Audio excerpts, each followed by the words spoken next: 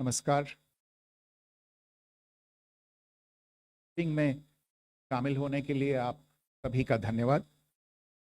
जैसा कि आप सभी जानते हैं, 22 अप्रैल 2025 को लश्कर तैयबा से संबंधित पाकिस्तानी और पाकिस्तान प्रशिक्षित आतंकवादियों ने भारत में जम्मू और कश्मीर के पहलगाम में भारतीय पर्यटकों पर बर्बरतापूर्ण हमला किया।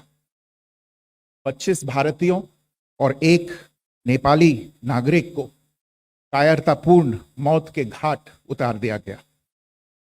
मुंबई के 26 नवंबर 2008 के हमलों के बाद यह भारत में हुई किसी आतंकवादी हमले में मारे गए आम नागरिकों की संख्या की दृष्टि से सबसे गंभीर घटना है।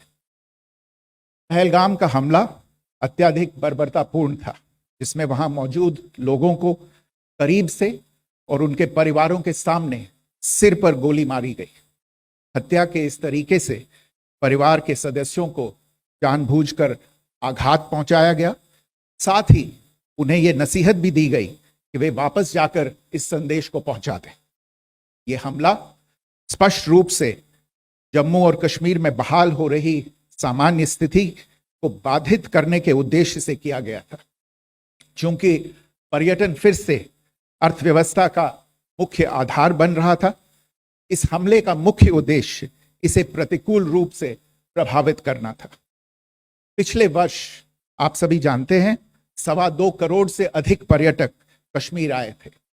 इस हमले का मुख्य उद्देश्य इसलिए संभवतः यह था कि इस संघ राज्य क्षेत्र में विकास और प्रगति को नुकसान पहुंचाकर इसे पिछड़ा बनाए रखा जाए और पाकिस्तान से लगातार होने वाले सीमा पार आतंकवाद के लिए उपजाऊ जमीन बनाने में सहायता की जाए। हमले का यह तरीका जम्मू और कश्मीर और शेष राष्ट्र दोनों में सांप्रदायिक दंगे भड़काने के उद्देश्य से भी प्रेरित था। इसका श्रेय सरकार और भारत के सभी नागरिकों को दिया जाना चाहिए कि इन प्रयासों को विफल कर दिया गया। एक समूह ने खुद को रेजिस्टेंस फ्रंट TRF कहते हुए इस हमले की जिम्मेदारी ली है। यह समूह संयुक्त राष्ट्र द्वारा प्रतिबंधित पाकिस्तानी आतंकवादी समूह लश्कर तैयबा से जुड़ा हुआ है। यह उल्लेखनीय है कि भारत ने मई और नवंबर 2024 में संयुक्त राष्ट्र की 1267 कमेटी की सैंक्शंस मॉनिटरिंग टीम को अर्धवार्षिक रिपोर्ट प्रस्तुत की थी, जिसमें TRF के बारे में साफ इनपुट दिए गए थे। इससे पाकिस्तान स्थित आतंकवादी समूहों के लिए कवर के रूप में TRF की भूमिका सामने आई थी। इससे पहले भी दिसंबर 2023 में भारत ने इस टीम को लश्कर तैयबा और जैश ए मोहम्मद के बारे में सूचित किया था, जो TRF जैसे छोटे आतंकवादी समूहों के माध्यम से अपनी गतिविधियों को संचालित कर रहे हैं। इस संबंध में 25 अप्रैल को UN सिक्योरिटी काउंसिल प्रेस वक्तव्य में TRF के संदर्भ को हटाने के लिए पाकिस्तान के दबाव पर भी ध्यान दिया जाना चाहिए। पहलगाम आतंकवादी हमले की जांच से पाकिस्तान के साथ आतंकवादियों के संपर्क उजागर हुए हैं। रेजिस्टेंस फ्रंट द्वारा किए गए दावे और लश्कर तैयबा से ज्ञात सोशल मीडिया हैंडल द्वारा इसको रीपोस्ट किया जाना इसकी पुष्टि करता है। चश्मदीद गवाहों और विभिन्न जांच एजेंसियों को उपलब्ध अन्य सूचनाओं के आधार पर हमलावरों की पहचान भी हुई है। हमारी इंटेलिजेंस ने इस टीम के योजनाकारों और उनके समर्थकों की जानकारी जुटाई है। इस हमले की रूपरेखा भारत में सीमा पार आतंकवाद को अंजाम देने के पाकिस्तान के लंबे ट्रैक रिकॉर्ड से भी जुड़ी हुई है, जिसके लिखित और स्पष्ट दस्तावेज उपलब्ध हैं।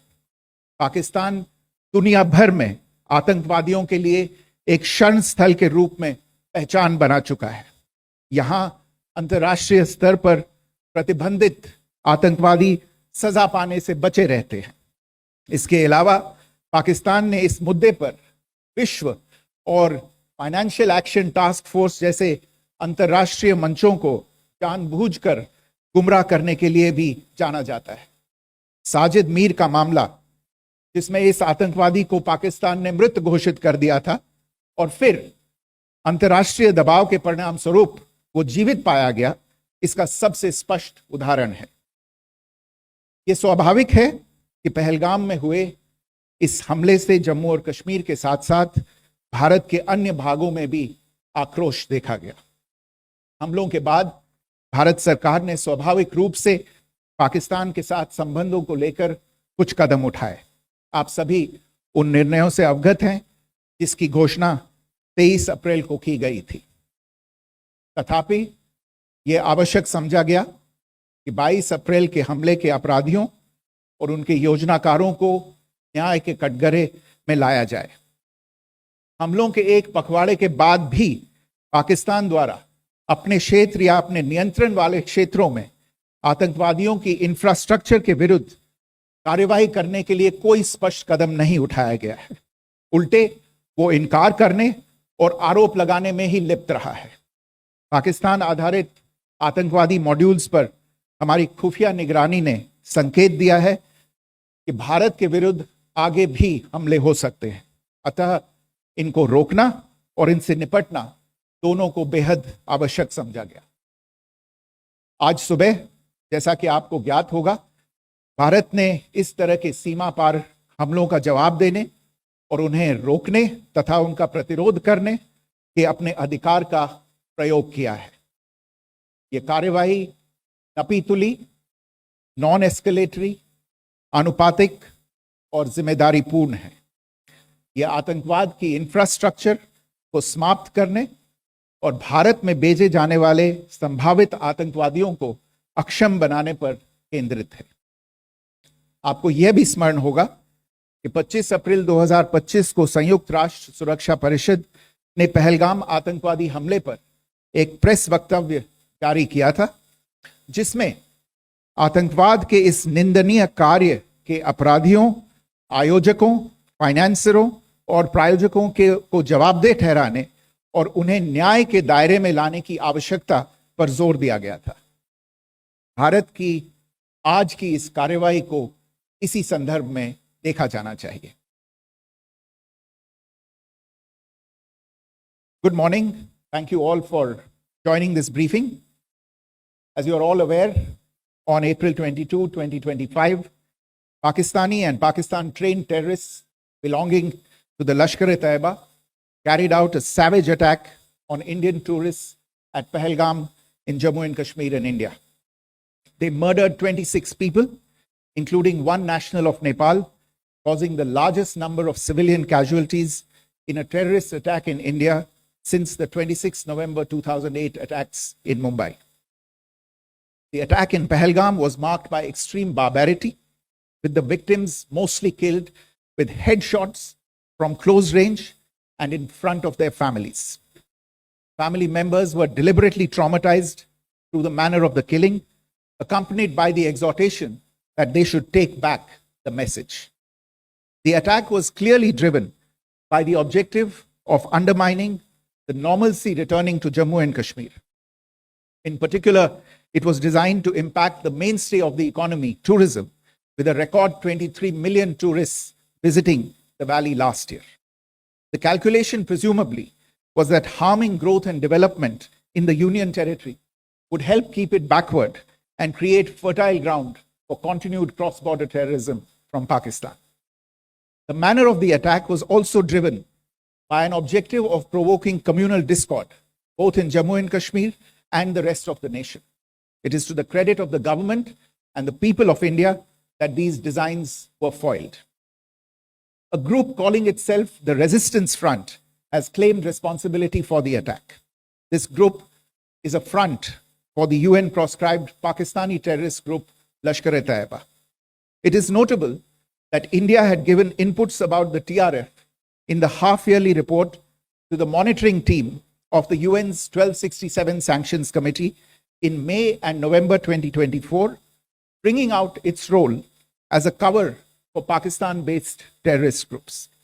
Earlier too, in December 2023, India had informed the monitoring team about Lashkar and Jaish-e-Mohammed operating through small terror groups such as the TRF. Pakistan's pressure to remove references to TRF in the April 25 UN Security Council press statement is notable in this regard. Investigations into the Pahalgam terror attack have brought out the communication notes of terrorists in and to Pakistan.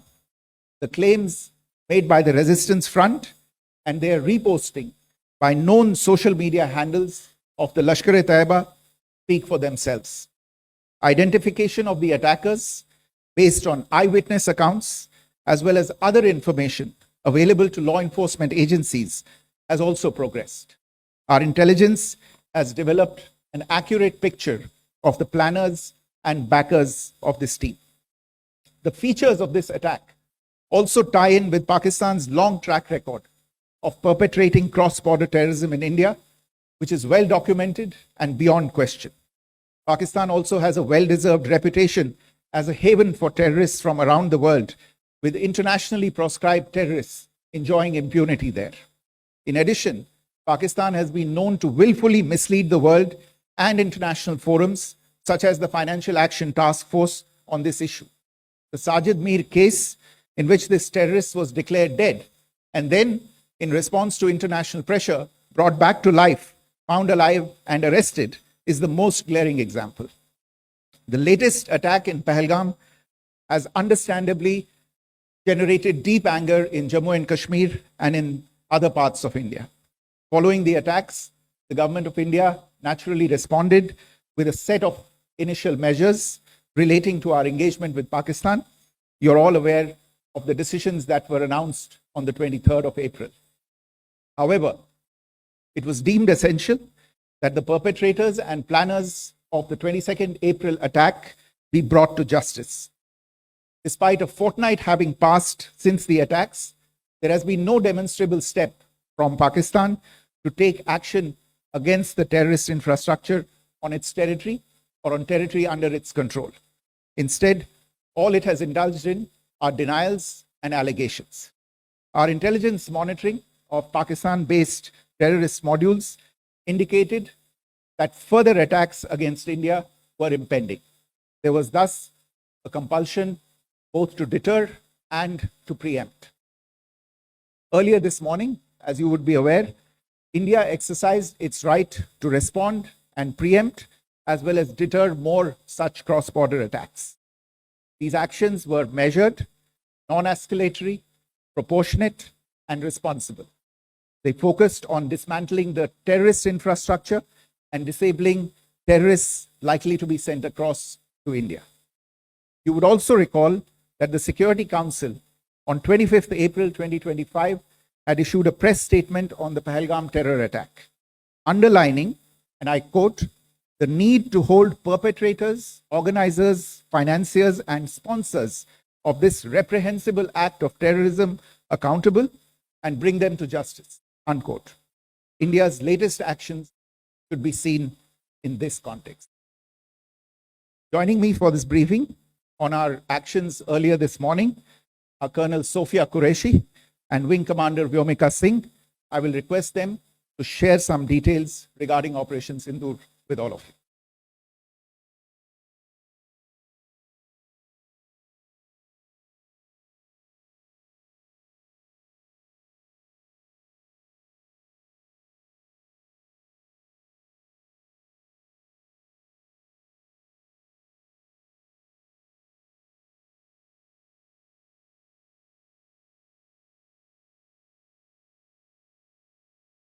प्रभात देवियों और सज्जनों, मैं colonel Sophia Qureshi और मेरे साथ wing commander Vyomika Singh आज आपको 6 से 7 मई 2025 की रात 1:05 से 1:30 बजे के बीच भारतीय सशस्त्र बलों द्वारा अंजाम दिए गए ऑपरेशन सिंदूर के बारे में जानकारी देंगे।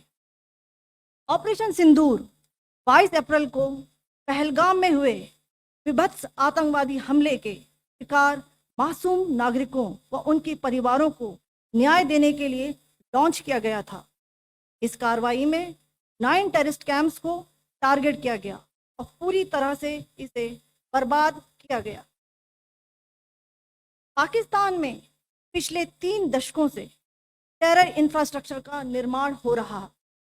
इसमें recruitment, indoctrination centres, training areas व लॉन्च पैड शामिल थे, जो पाकिस्तान और पाक अधिकृत जम्मू कश्मीर POJK दोनों में फैले हैं। Operation Sindoor was launched by Indian Armed Forces to deliver justice to the victims of Pahalgam terror attack and their families. 9 terrorist camps were targeted and successfully destroyed. Over the last 3 decades, Pakistan has systematically built terror infrastructure. It is a complex web of recruitment and indoctrination centers, training areas for initial and refresher courses, and launch pads for handlers. These camps are located both in Pakistan as well as Pakistan occupied Jammu and Kashmir areas. Some of the well-known training camps are located, as you can see on the screen. They are distributed from Sawai Nala in the north, counting to approximately 21, ending at Bhagalpur to the south. इन लक्ष्यों का चयन विश्वसनीय intelligence सूचनाओं के आधार पर हुआ, ताकि आतंक गतिविधियों की रीढ़ तोड़ी जा सके, और यह खास ध्यान दिया गया कि निर्दोष नागरिकों और सिविलियन इंस्टॉलेशन को नुकसान न पहुंचे। The selection of these targets for Operation Sindoor was based on credible intelligence inputs and role of these facilities in perpetrating the terror activities. The locations were so selected to avoid damage to civilian infrastructures and loss of any civilian lives. This was done with due diligence, and the camps selected for targeting and their engagement will now be shown to you one by one. POJK के targets मैं आपको बताना चाहूंगी। सबसे पहले सवाई नाला camp Muzaffarabad, जो कि POJK के लाइन ऑफ कंट्रोल से 30 किलोमीटर दूर है। यह एक लश्कर तोयबा का ट्रेनिंग सेंटर था। 20 अक्टूबर 2024 सोनमर्ग, 24 अक्टूबर 24 गुलमर्ग, 22 अप्रैल 2025 पहलगाम, इन हमलों के आतंकियों ने यहीं से प्रशिक्षण लिया था। सैयदना बिलाल कैंप जफराबाद, यह एक जैश ए मोहम्मद का स्टेजिंग एरिया है। यह हथियार, विस्फोटक और जंगल सर्वाइवल ट्रेनिंग का केंद्र भी था। गुलपुर कैंप कोटली, यह LOC से 30 किलोमीटर दूर था। लश्कर तोयबा का बेस था, जो रजौरी पुंछ में सक्रिय था। 20 अप्रैल 2023 को पुंछ में और 9 जून 2024 को तीर्थ यात्रियों के बस हमले में यहीं से आतंकी को ट्रेन किया गया था।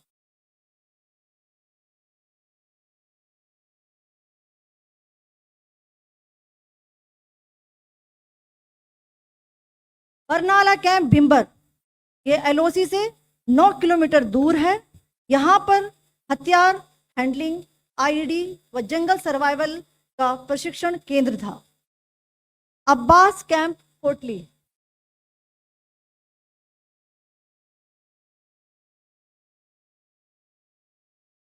यह LOC से 13 किलोमीटर दूर है।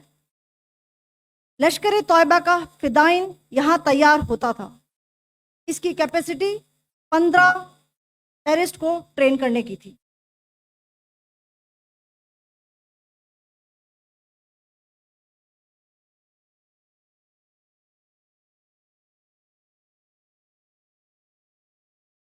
अब मैं पाकिस्तान के अंदर के टारगेट से अवगत कराना चाहूंगी। पहला, सर्जल कैंप सियालकोट, यह अंतर्राष्ट्रीय सीमा से 6 किलोमीटर की दूरी पर है, सांबा कटवा के सामने।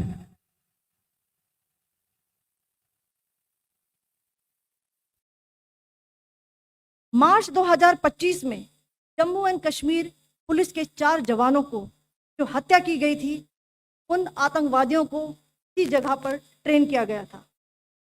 दूसरा, महमूना जाया कैंप सियालकोट,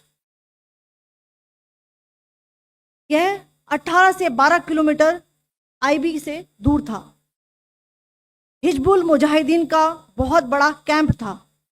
ये कठुआ जम्मू क्षेत्र में आतंक फैलाने का नियंत्रण केंद्र था। पठानकोट एयरफोर्स बेस पर किया गया हमला भी इसी कैंप से प्लान और डायरेक्ट किया गया था। मरकज ताइबा मुरीद के, यह आईबी से 18 से 25 किलोमीटर दूरी पर है। 2008 के मुंबई हमले के आतंकी भी यहीं से प्रशिक्षित हुए थे। अजमल कसब और डेविड हेडली भी यहाँ ट्रेन हुए थे।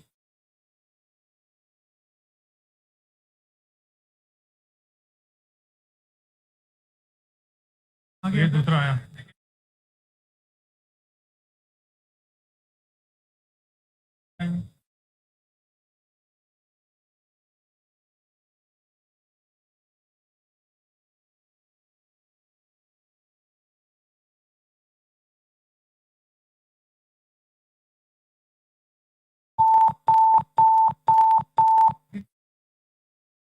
एंक्लोजर सेम ही है, just hit the target.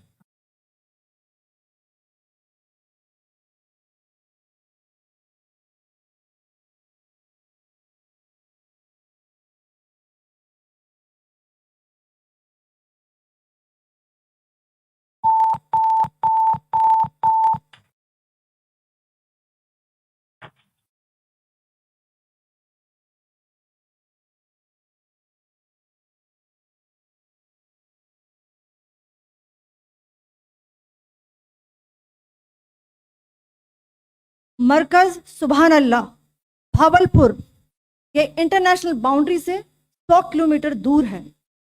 Jaish ए मोहम्मद का मुख्यालय था। यहाँ पर रिक्रूटमेंट, ट्रेनिंग व इंडोक्ट्रिनेशन का केंद्र भी था। शीर्ष आतंकी अक्सर यहाँ आते थे। मैं आप सबको बताना चाहती हूँ कि किसी भी सैन्य ठिकाने का निशाना नहीं बनाया गया और अभी तक किसी तरह की नागरिक क्षति की रिपोर्ट नहीं है। धन्यवाद। जय Hind. The strike on the terror camps were undertaken through precision capability, as shown to you. A niche technology weapons with careful selection of warheads was ensured so that there will be no collateral damage. The point of impact in each of the target was a specific building or a group of buildings. All the targets were neutralized with clinical efficiency, and the results reiterate the professionalism of the Indian Armed Forces in the planning and execution of their operations. No military establishments were targeted. India has demonstrated considerable restraint in its response. However, it must be said that the Indian Armed Forces are fully prepared to respond to Pakistani misadventures, if any, that will escalate the situation. Jai Hind, and thank you very much. Ladies and gentlemen, friends in the media, I ask your indulgence today in view of the fact that this is still an evolving situation. We will therefore not be able to take questions and answers today, but we will come back for more updates and more briefings shortly. Thank you all very much for joining us this morning. Thank you.